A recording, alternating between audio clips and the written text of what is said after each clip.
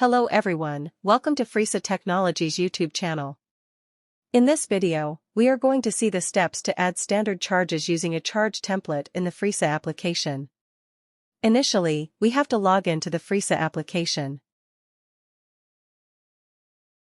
After successfully logging in, this is what our dashboard looks like.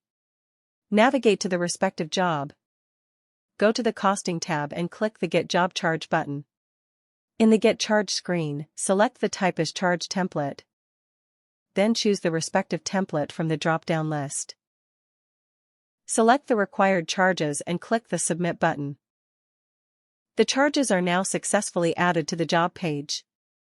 These are the steps to add standard charges using a charge template in the Fresa application. Thanks for watching, and don't forget to like and subscribe for more tutorials from Fresa Technologies.